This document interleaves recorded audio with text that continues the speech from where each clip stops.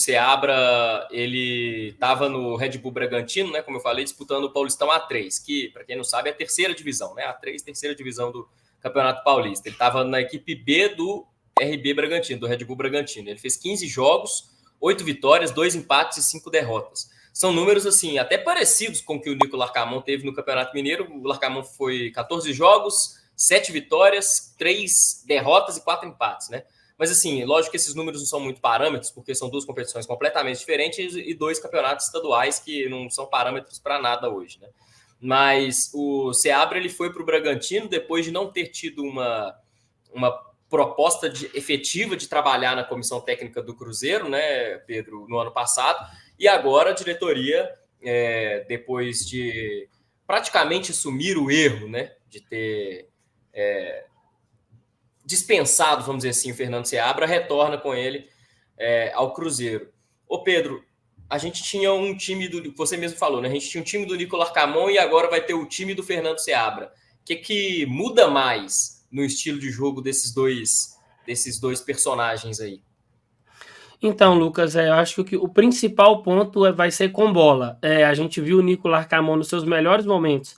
Era um Cruzeiro que controlava mais com a posse, então se defendia com a bola, tinha essa ideia de querer controlar, mesmo que ele não tivesse essa cultura no Leão, mas ele instaurou ela aqui no Cruzeiro mesmo, seja com 3 ou com 2 zagueiros. E o Fernando Seabra já falou mais de uma vez, fazia assim no Sub-20, falou ontem na apresentação, que ele é um treinador de um jogo mais direto, de uma escola mais abrasileirada, como ele gosta de dizer, que é de juntar os jogadores vão estar mais próximos, toques rápidos e já tentar chegar no gol. A gente viu um pouco disso já no final do ano passado, quando ele assume interinamente junto do Autuori, aquele jogo contra o Vasco mesmo, o gol do Arthur Gomes, o gol até do Robert também lá em Goiânia, sai de um jogo mais direto, então acho que essa é a primeira mudança. Não quer dizer que o Seabra vai ficar o tempo inteiro naquela correria, né, como se fosse uma trocação, uma luta de boxe, mas a ideia primária dele é construir de maneira mais rápida, com poucos toques e já chegar no gol do adversário. Essa é a principal mudança. Pô, Pedro, o Seabra, você citou aí da coletiva dele ontem, né, ele chegou a dizer que é um Cruzeiro que vai ter um estilo propositivo, todo mundo participando do ataque, participando da defesa, então um time mais objetivo, né? Que eu particularmente gosto mais, um time mais objetivo que já procura o gol sempre que tem a bola, né? Não fica muito naqueles passes horizontais demais, passa para o lado, né? Ele mostrou esse futebol na base do Cruzeiro, Pedro, pelo que você sempre acompanhou. Que ele mais gostava de fazer quando a gente fala de formação? Ano passado, quando ele treinou o Cruzeiro, foi o técnico mesmo, não estava com o Autuori. Eu lembro que ele jogou num 4-2-3-1, né, contra o Bragantino no Campeonato Brasileiro, mas depois, quando ele mais montava o esquema de jogo, quando o Autuori era o técnico, mas ele mesmo já falou sobre que ele mesmo fazia o plano de jogo, muita escalação, ele usou outras formações, 4-3-3, enfim. Como que você vê que ele pode usar o time do Cruzeiro quando a gente fala de formação? Vai manter aqueles 3 zagueiros que o Larcamón usava? Não, então, no Sub-20, em alguns momentos, ele até chegou a ter 3 zagueiros por causa da falta de um lateral.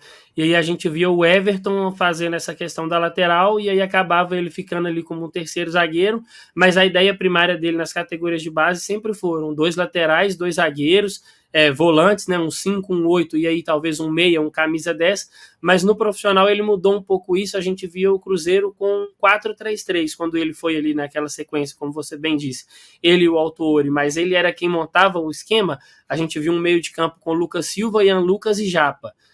O Lucas Silva e o Japa mais lateralizados, o Japa pela esquerda, o Lucas pela direita, e o Ian Lucas fazendo essa função do camisa 5, e eu imagino, né, desculpe, que ele vai fazer isso agora no profissional.